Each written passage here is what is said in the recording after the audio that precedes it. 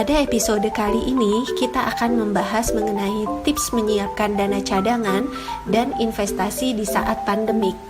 Sebelum memulai video kali ini, tolong bantuannya ya untuk like, subscribe, komen video di bawah ini. Mungkin kalian ada pertanyaan atau ada ide untuk topik-topik yang akan dibahas. Tolong bantuannya ya untuk mengisi di kolom komen di bawah ini. Di saat pandemik yang terjadi saat ini, mau tidak mau kita mengalami perubahan dalam kehidupan kita. Mau tidak mau kita hidup dalam kehidupan new normal. Banyak terjadi perubahan dalam kondisi pandemik ini. Ada beberapa dari kita mungkin terkena dampak dari pandemik ini. Misalkan salary yang kita dapat tidak full atau bahkan terkena pemutusan hubungan kerja. Tetapi ada beberapa dari kita yang masih beruntung, masih mendapatkan salary secara full, bahkan mendapatkan bonus. Bila kita salah satu di antaranya, alangkah bijak bila kita menyisihkan sebagian dari income kita untuk berinvestasi. Karena kita tidak tahu situasi seperti ini akan berlangsung berapa lama. Dan kita harus memiliki dana cadangan ini in case terjadi sesuatu dengan company atau pekerjaan kita.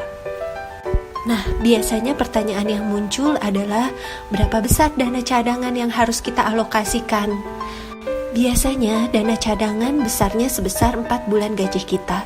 Mengapa 4 bulan gaji? Karena di saat terburuk, kita kehilangan pekerjaan kita, at least ada dana 4 bulan untuk keperluan kita sehari-hari, sambil kita mendapatkan pekerjaan baru atau merintis usaha baru. Nah, pertanyaan kemudian yang muncul adalah bagaimana cara mengalokasikan dana cadangan? Berikut ada beberapa tips dalam pengalokasian dana cadangan. Di saat normal, mungkin sebagian salary kita gunakan untuk keperluan entertainment. Misalkan pergi ke sinema. Pengeluaran untuk pergi ke sinema, tiket biasa kurang lebih sekitar 50.000, tiket premium kurang lebih sekitar 100.000, dan tiket velvet class kurang lebih sekitar 150.000 rupiah. Nah, tetapi dalam menonton bukan saja keperluan untuk tiket, tetapi ada pun snack-snack yang kita beli untuk menonton. Sehingga biaya yang dikeluarkan untuk satu kali menonton per orang kurang lebih sekitar 117.000. Asumsi dengan tiket biasa.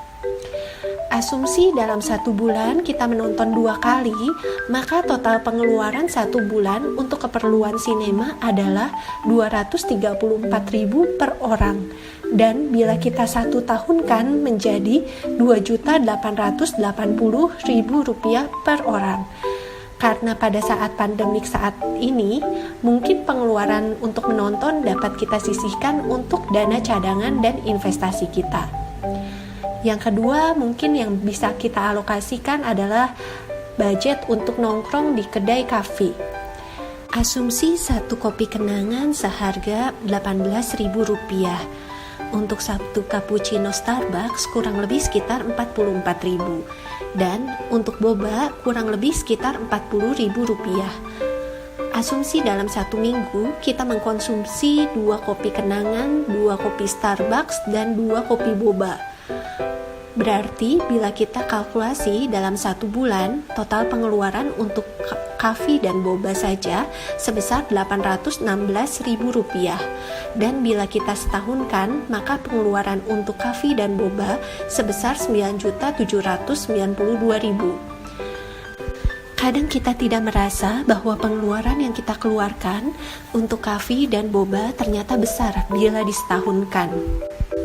Yang ketiga, mungkin alokasi dana yang bisa kita sisihkan adalah dari budget untuk berlibur. Dalam kondisi situasi pandemik saat ini, mungkin budget untuk berlibur dapat kita sisihkan. Mungkin sebelumnya kita ada plan untuk berlibur ke Labuan Bajo, atau mungkin ke Maldives, atau mungkin ke Jepang. Bagi saya pribadi, pengeluaran terbesar dari salary saya adalah untuk berlibur. Dengan adanya pandemik ini, mungkin kita bisa alokasikan dana seperti berlibur untuk dijadikan dana cadangan dan investasi. Pada episode Di saat saat pandemik seperti saat ini, banyak dari kita yang melakukan work from home. Dengan melakukan work from home, ada beberapa biaya yang biasa kita keluarkan, mungkin bisa kita alokasikan untuk dana cadangan dan investasi, seperti biaya bensin. Dengan work from home, otomatis biaya bensin untuk mobil dan motor kita akan berkurang. Mungkin sebagian dari biaya bensin ini bisa kita alokasikan untuk dana cadangan dan investasi. Yang kedua, mungkin biaya sewa apartemen. Pada saat kondisi normal, dengan tingkat mobilitas dan stres yang cukup tinggi, beberapa dari kita mungkin menyewa apartemen atau kos agar lebih efektif. Karena kondisi rumah kita yang jauh dari kantor. Dengan kondisi new normal, kita tidak memerlukan lagi lokasi yang strategis untuk tempat tinggal kita. Bahkan di saat ini, dengan segala pekerjaan yang dapat di-remote dari rumah, ada beberapa orang yang memilih tinggal di pedesaan sambil mereka berternak dan bercocok tanam, atau ada yang memilih tinggal di tepi danau dengan dek di belakang rumah sehingga pada saat weekend tiba mereka dapat mendayung perahu ke tengah danau untuk memancing atau berenang. Ada pula yang memilih rumah di pegunungan atau pantai dengan ruang kerja menghadap view laut atau gunung, sehingga di saat pekerjaan begitu menghimpit dan stres, dengan view tersebut mereka bisa merilis stres mereka. Sehingga di saat new normal seperti saat ini, memiliki rumah di tengah kota dengan biaya maintenance yang tinggi mungkin bukan menjadi salah satu favorit lagi. Sebagian dari biaya sewa apartemen dan kos di kawasan pusat kota mungkin kita bisa sisihkan untuk dana cadangan kita. Biaya lain yang dapat kita sisihkan adalah biaya makan di luar. Dengan bekerja di rumah, maka pengeluaran untuk makan di luar pun menjadi berkurang. Bahkan karena work from home, ada beberapa dari kita yang memiliki hobi baru, seperti memasak dan membuat kue. Sehingga pengeluaran yang sebelumnya kita gunakan untuk makan di luar rumah, bisa kita sisihkan sebagian untuk dana cadangan kita. Bahkan mungkin dengan hobi baru ini pun bisa menjadi income tambahan juga bagi kita. Di saat ini, beberapa negara telah resmi memasuki resesi, seperti Singapura, Korea Selatan, Amerika. Nah, untuk Indonesia sendiri, hasil data pertumbuhan ekonomi di kuartal 2 mengalami negatif. Dan bila di kuartal 3 ini pertumbuhan ekonomi Indonesia negatif, maka Indonesia resmi memasuki resesi. Untuk siap menghadapi resesi, perlulah kita memiliki dana cadangan, karena kedepannya kita tidak tahu apa yang akan terjadi. Tetapi, di samping itu, di balik resesi biasanya terdapat opportunity. Berikut beberapa resesi yang pernah terjadi. Pada tahun 1997 hingga 1998, terjadi krisis keuangan Asia. Krisis ini melanda hampir seluruh Asia Timur pada Juli 1997. Krisis ini bermula di Thailand seiring jatuhnya mata uang baht. Pada saat itu, Thailand menanggung beban utang luar negeri yang besar. Saat krisis ini menyebar, nilai mata uang sebagian besar negara Asia Tenggara dan Jepang ikut turun. Bursa saham dan nilai aset lainnya jatuh. Hutang swasta naik drastis. Indonesia, Korea Selatan, dan Thailand adalah negara-negara yang terkena dampak krisis terparah. Sedangkan Hong Kong, Laos, Malaysia, dan Filipina juga terdampak oleh turunnya nilai mata uang. Brunei, China, dan Singapura tidak terlalu berdampak, namun sama-sama merasakan turunnya permintaan dan kepercayaan investor di seluruh Asia.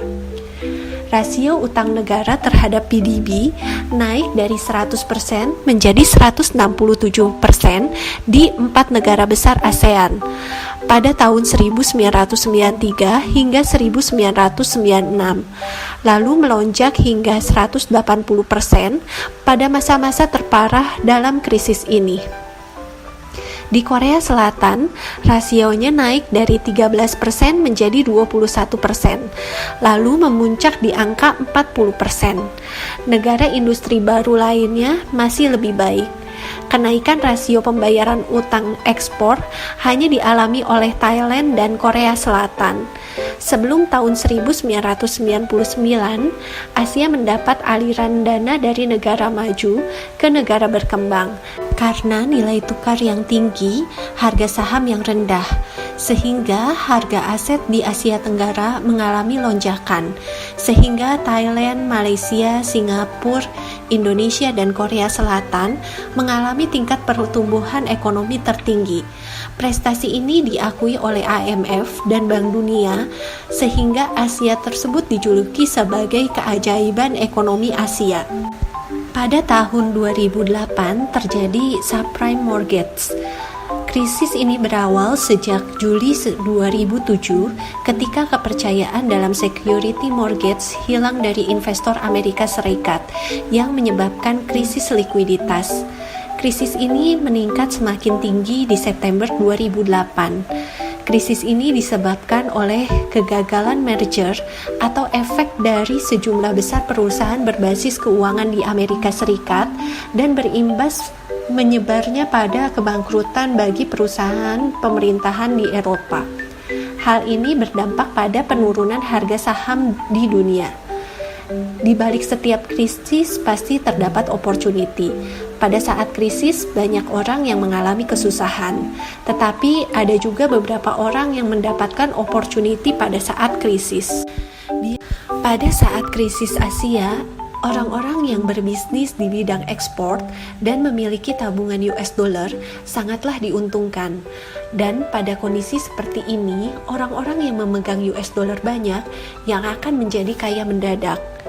Pada saat tahun 1998, posisi tertinggi US against rupiah berada di level 14.650 dengan pembukaan kurs berada di level 8.500 dan sempat menyentuh level tertinggi di level 16.800. Pada saat kondisi Juni tahun 1997, kurs rupiah terhadap US dollar berada di level 2.380.